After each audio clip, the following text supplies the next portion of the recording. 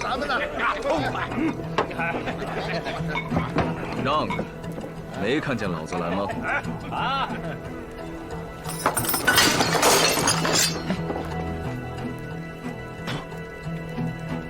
走！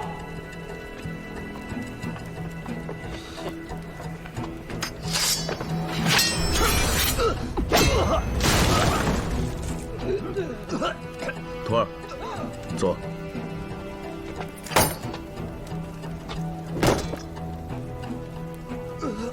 有事吗？没事。没事还不快滚！还不把好酒好菜给爷端上来！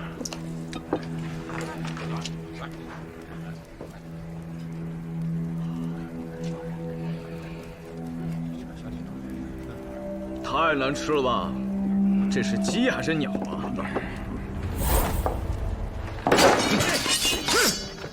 你们有事？有。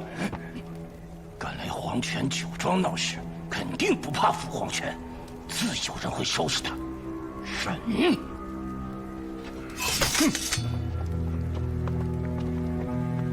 你们？没事，没事，没事。我们走。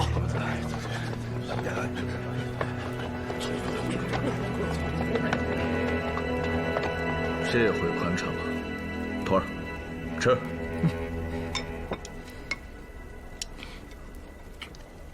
师傅，咱这是杂店，好吗？自从苏无名统管长安暗探以来，得到了很多情报。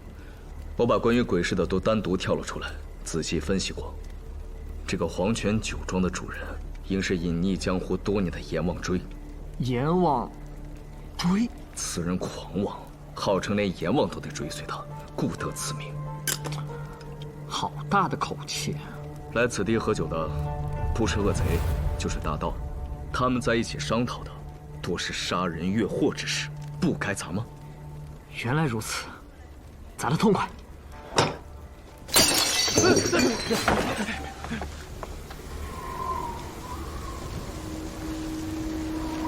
来的倒是挺快。徒儿，吃饱了没？饱了，正有劲儿打架呢。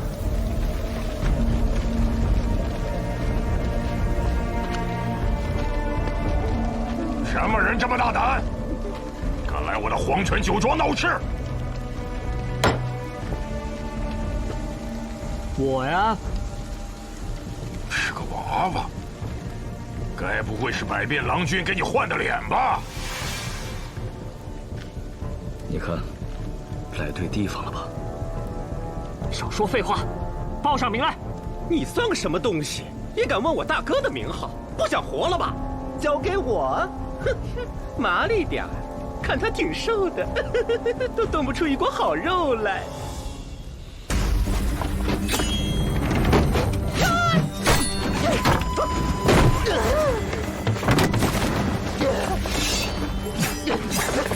呀，还真有点本事哈！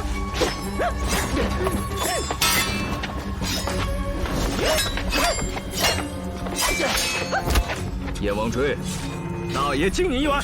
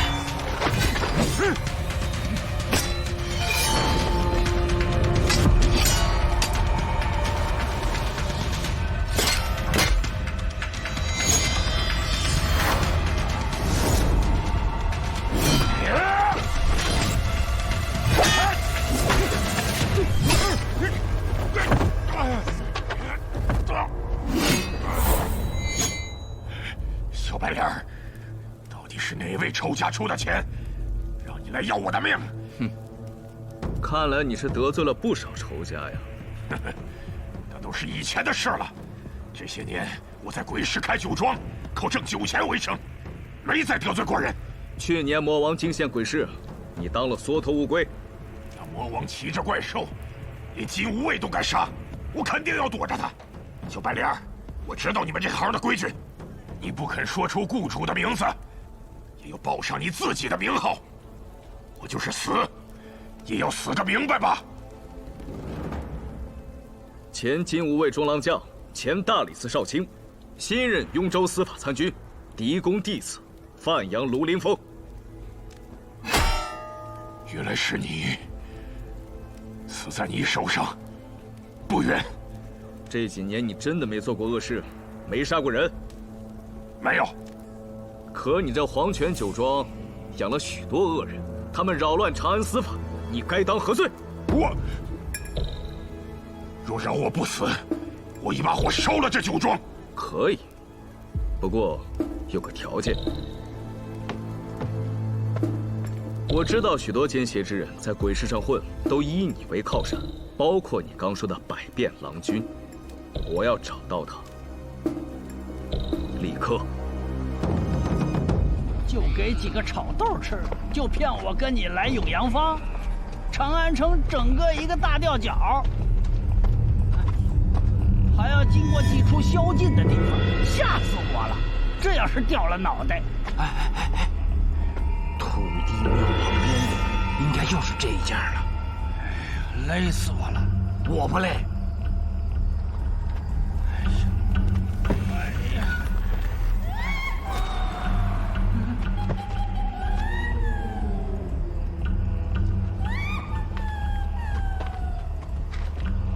雍州府刑狱博士查案，就直入内室了。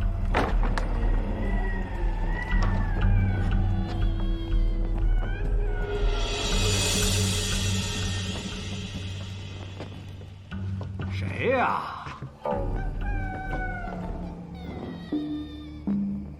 我刚才听您喊什么雍州府刑狱博士，真假？这官职之前没听说过呀。起来回话。是。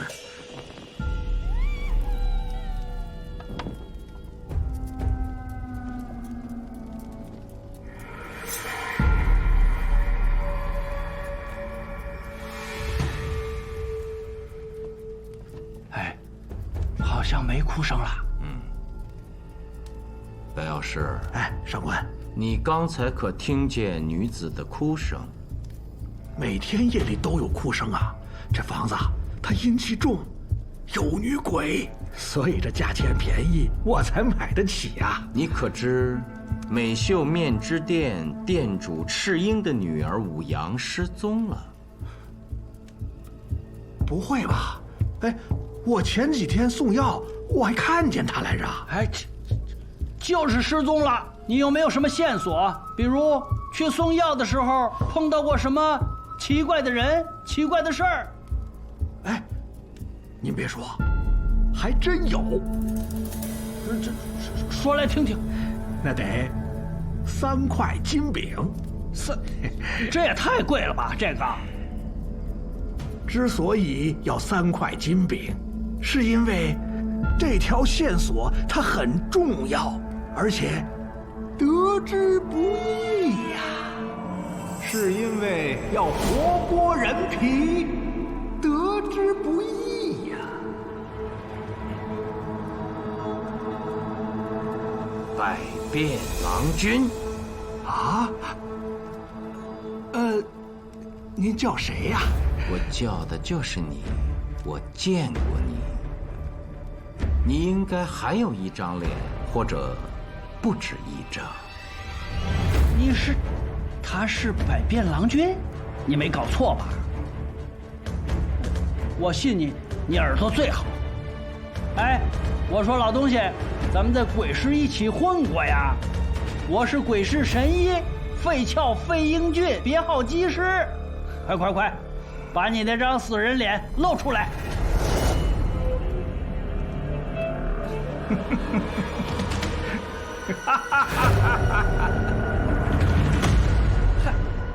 还真是你呀！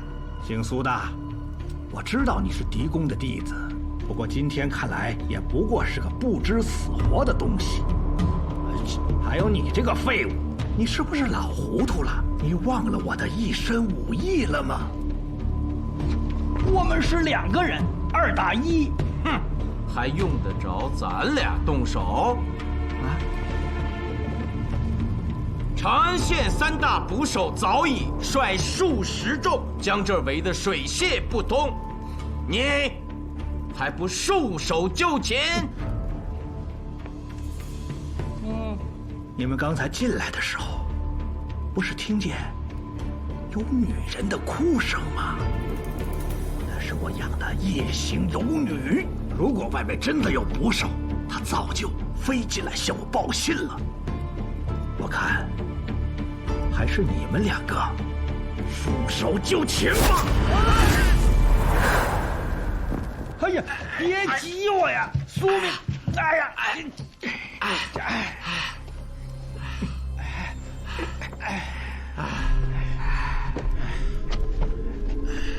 飞鹰郡号称是药王弟子，鬼市神医。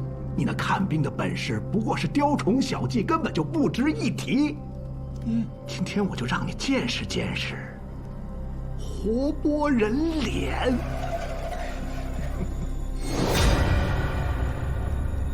雍州府的刑狱博士，很快这张脸就是我的了。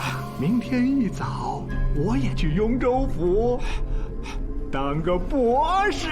等等，你让我死个明白。我问你，武阳是被你所杀吧？我们在鬼市找到了尸体，脸被活生生的剥掉了。那个不是武阳。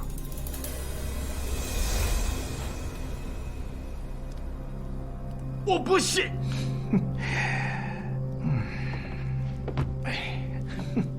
成佛寺有个居士叫陈空，从我手上买过2只小鸟，他可是真有钱呐，给我的居然是金饼。我好生好奇，暗中跟随，结果我发现，他让成佛寺闹鬼，为的就是这个武阳。直到有一天，他在大佛面前要杀了武阳，我这才知道，原来这个小女孩长得居然像年轻时候的天后。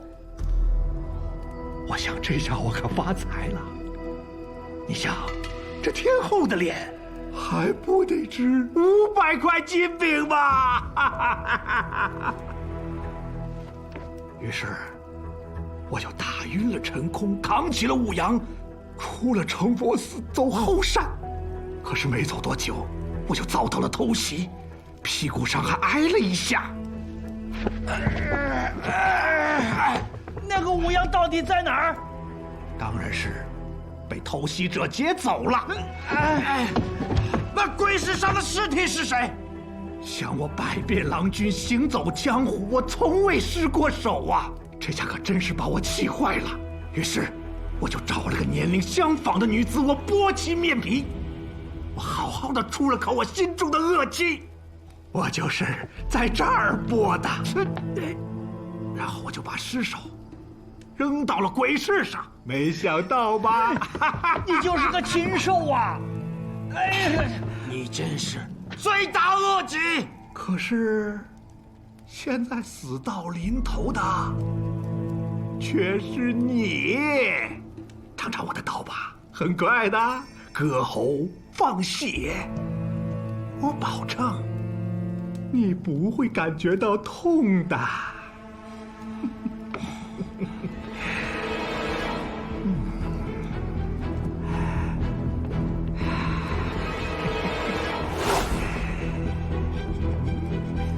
罗连峰，你怎么才来啊？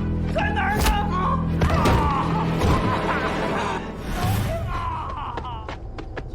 是老费，救命啊！救命啊！快来救命啊！哎呦，救命！快！你们可来了！哎呦！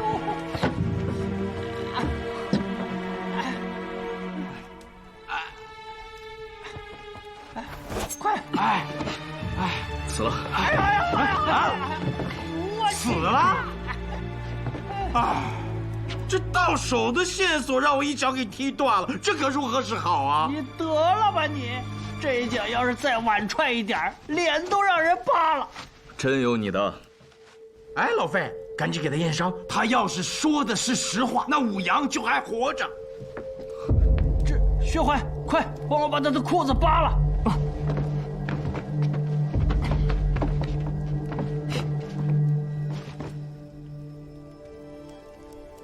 哎呀，他屁股上这个伤口跟老刘肩膀上那个极为相似啊！破甲锥。狄公弟子苏明，狄公弟子范阳卢林峰，我二人以恩师之名作保，也愿意加上范阳卢氏的名声。涉及承风寺之案，我们定会尽快勘破，澄清谣言，还法师清白，寺院清白，还请广孝法师相信我们。阿弥陀佛。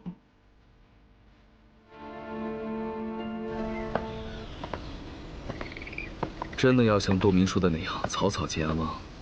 当然不能。那你今天缓兵之计而已。可现在武阳活不见人，死不见尸，我们手上没有任何线索。也不能这么说吧，我觉得线索挺多的。哎，那你倒是说说呀。哎呀，首先，若百变郎君没说谎，那武阳的衣服是怎么穿到被害女子身上的呢？也许那百变郎君的话根本不可信，是他从曲江再次救走武阳，继而把武阳杀害。你说的不无道理，都怪我情急之下那一脚踹得太狠了。如今百变郎君一死，他的话就真假难辨了。哎，现在想来，就只能再验那女尸，辨其身份。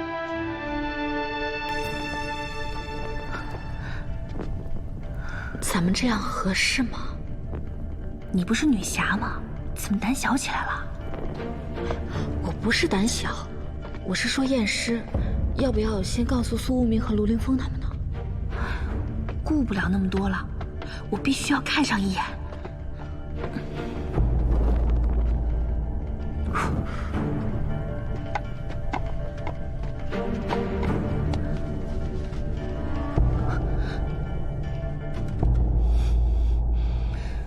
尸体不是武阳，绝对不是。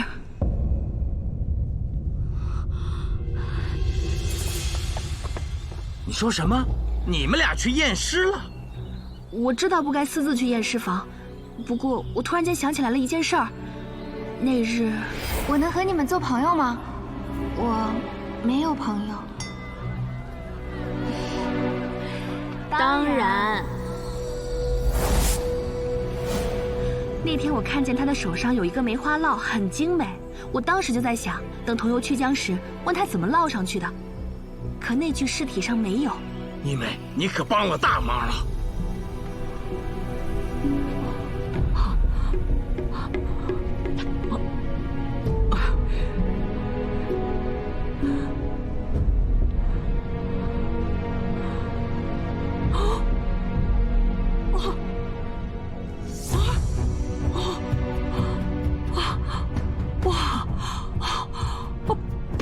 不是武阳，他不是武阳，我女儿武阳兴许还活着，她手上没有梅花烙，她不是武阳，不是。那你那天为何？我见她衣服和身形对上了，我就……那梅花烙是怎么来的？武阳6岁那年，有一日险些被人拐带，是我拼命追上去才把他抢下来的。我当下就问那人：“你为何拐带我女儿？”他说武阳像极了天后。我当时真是吓死了。我怕武阳再出什么危险，我就去求教道士。道士说，让我在武阳手的这个位置打一个梅花烙，这样武阳就会永远的锁在我身边。锁？他一个大活人，安能锁住我？再有，这么重要的线索，你如何疏漏？我这几日心乱得很，我一见尸体我就怪我。所以，人啊，无论何时，都需冷静。是。走吧，悉听一叙。你们让我怎么做得到？做不到也得做，也许只有照我说的做，才能找到关于武阳的新线索。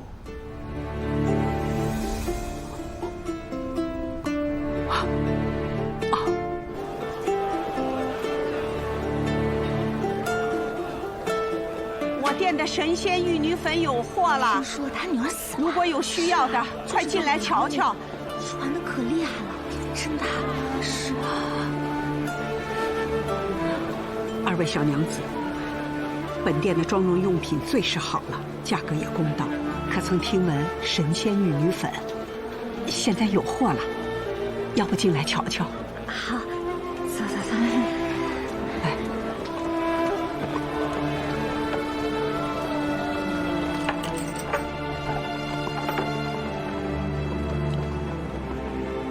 这样，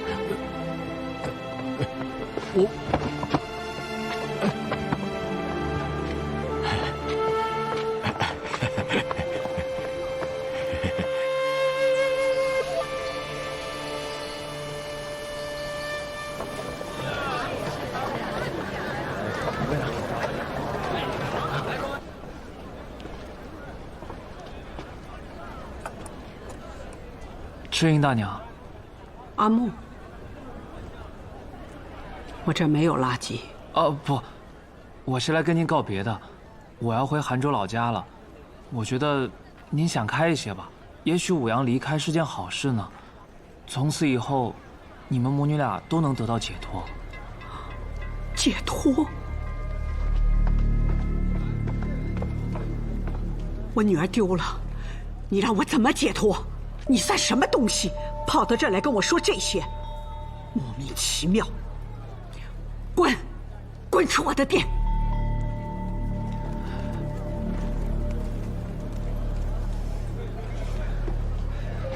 赤英大娘，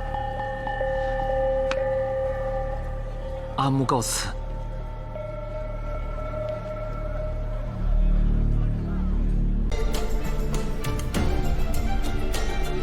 是你。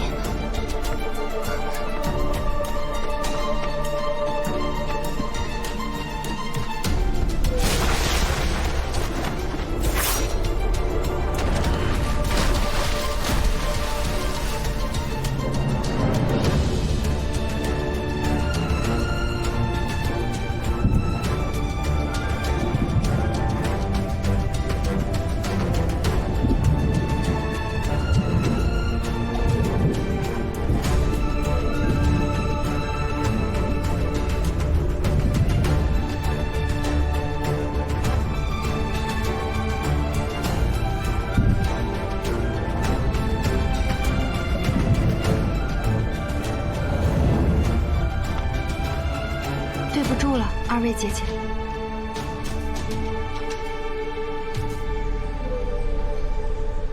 为了挣脱母亲的枷锁，这两位萍水相逢的姐姐亦成了你的棋子。我也是没办法。我听说神仙玉女粉可以祛斑除刺，还能增加皮肤光泽，真有那么神啊？是真的。二位小娘子留步。那明天你们没事，我们一起去曲江玩啊。好啊，我还没去过曲江呢。那就一言为定。4出10分，成佛寺门口见。那我们不见不散。好，我早已计划与阿木私奔，只待时机。与2位姐姐约定同游曲江，是想掩饰自己背叛了母亲，让她认定我失踪是意外。阿木，武阳从后窗逃脱，是你协助的吧？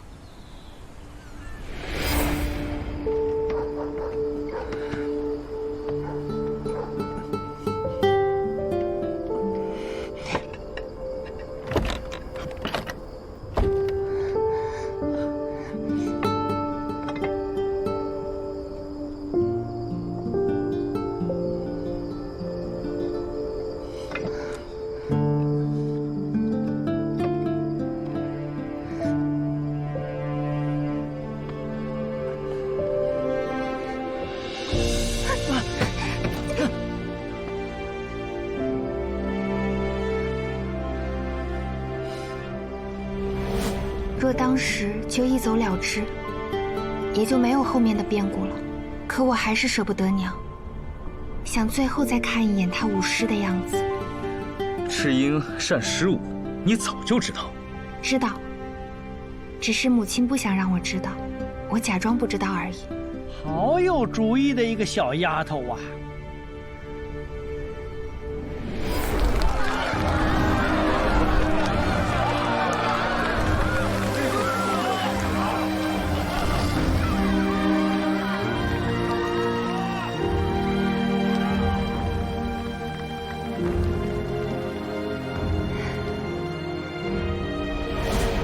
父亲曾是武库署监事，9品官而已，却仍被酷吏构陷，冤死狱中。我成了孤儿，继而落魄，沦为楚惠夫。武阳，那个山人又让我给你带信了，你要听吗？我念给你听。不听。那你要回信吗？你说吧，我帮你写下来。你觉得我该继续相信他吗？那人绝非是善雷。那你还帮他送信？收人钱财，就要守信吗？便也是无奈之举。就因为这个？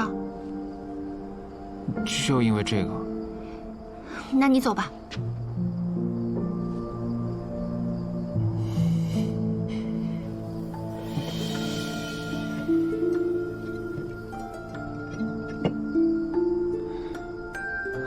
武阳，你别害怕，那奸人若要害你，我定会拼死保护。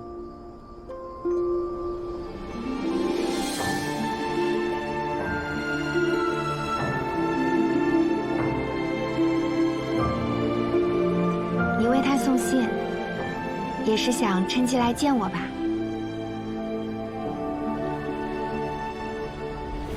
选择这种方式离开，是想让母亲以为我是被歹人劫走，这样他就只会去恨歹人，而不会去恨我这个他苦心养大、爱如珍宝的女儿。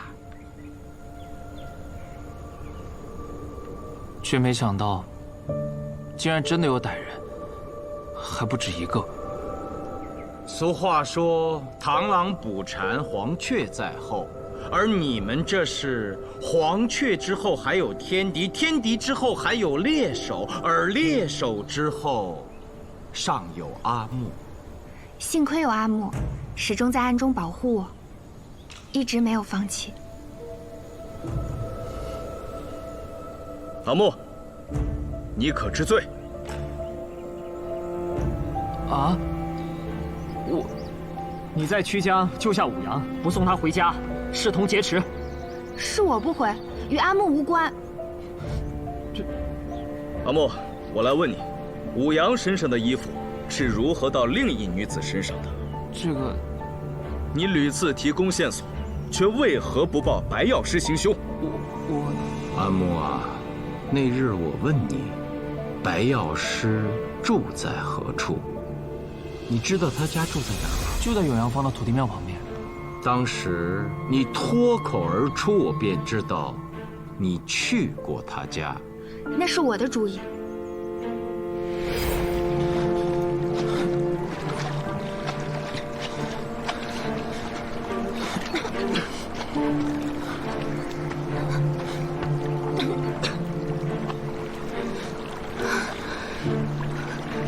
那个白药师竟也是奸人，我听他说过，家住永阳坊土地庙旁。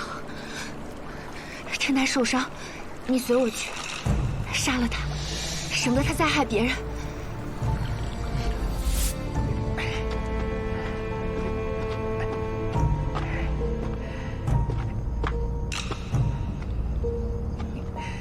我们就尾随他到了鬼市，一见那尸体，真的吓坏了。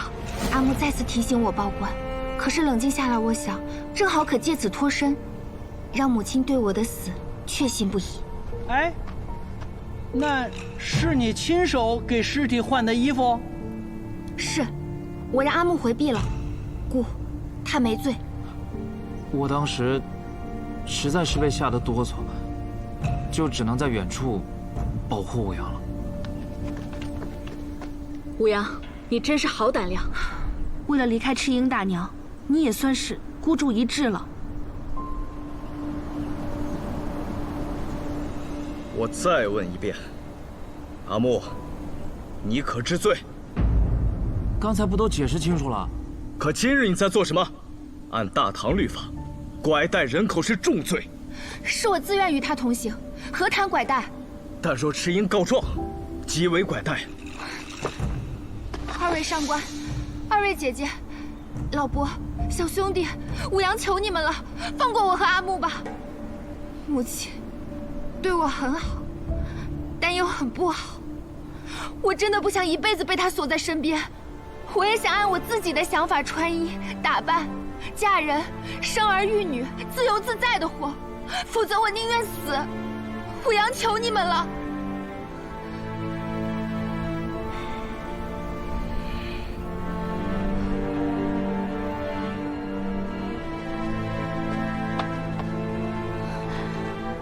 是个不认命的，倒有点像我。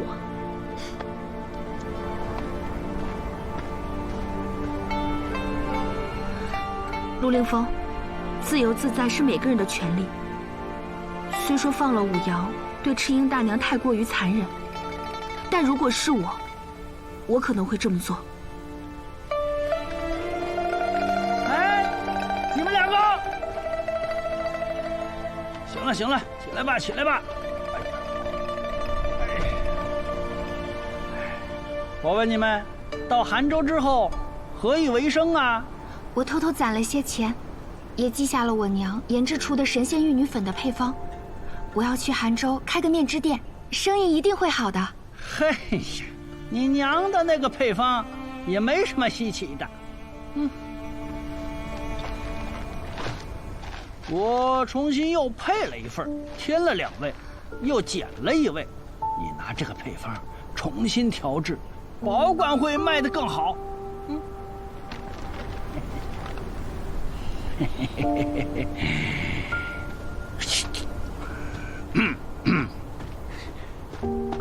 相信老费，他是神医，信得过他。师傅，